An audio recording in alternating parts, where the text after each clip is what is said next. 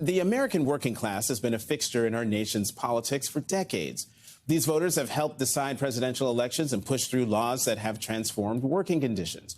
But who does the term working class refer to?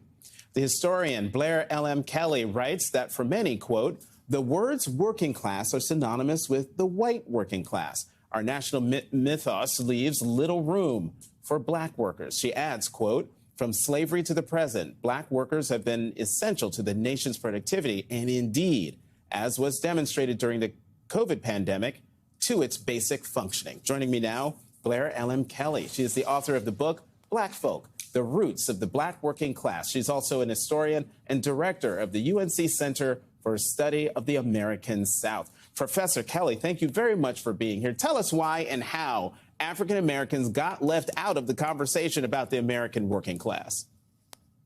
It's strange, right? You would think that in a country where the nation benefited from enslavement, the inequalities that come from the Jim Crow South, that we would remember the labor of Black Americans, which has been so essential to so many fields for so long.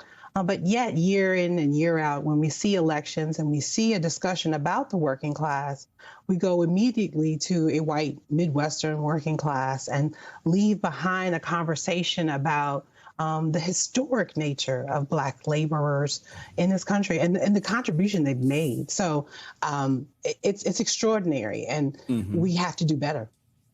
Are there differences, Professor, in how the white working class and the African-American working class votes? Absolutely. I think the Black working class thinks in a collective fashion. They think about community. They think in terms that are broader than individual rights, but really what is necessary for a community to survive, what is necessary for whole families to thrive. So when we look at the Black working class, we see a broader concern beyond the concern around what is your hourly wage, but really, what's healthcare look like? What do our schools look like? What do our neighborhoods look like? What does policing look like? Those things matter. Do we talk about these differences as much as we should? No, I don't think we've talked about them much at all. It's really extraordinary. When I was studying this history and in a book that goes back to slavery and through Jim Crow and studying all these different professions, there's such a tremendous history and there's such a tremendous current moment that we are not discussing. I was writing during the pandemic, and you could see that so many of the essential workers, folks who never had a day off, who continue to work, continue to face something that was unknown, were Black workers. We're overrepresented in those ranks.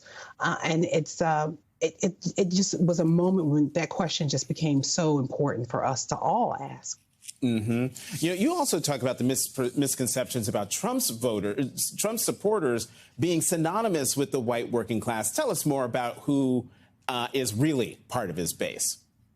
Trump's voters are generally middle class, non-college educated whites. We don't see the working class ranks necessarily being connected to him, but he has this mythos that is a false one when it comes to the white working class. And so he does attract some of those voters, but not in the numbers that we would assume.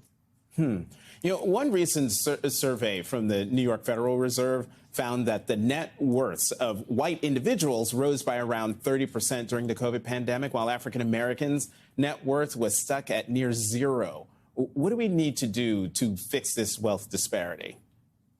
There's really profound ways in which housing, ability to participate in the institutions that help wealth be created over time. And there were small gains that were made during this time period with, the checks that came that really profoundly affected poverty rates for the working poor. And so we need to make sure that the basic needs are met so that communities can begin to reinvest in themselves and we don't push people out and manipulate where they live, gentrify away neighborhoods that are essential to building that wealth. Professor Blair L.M. Kelly, thank you very much for coming to the Sunday Show, and congratulations on the book. Thank you so much for having me.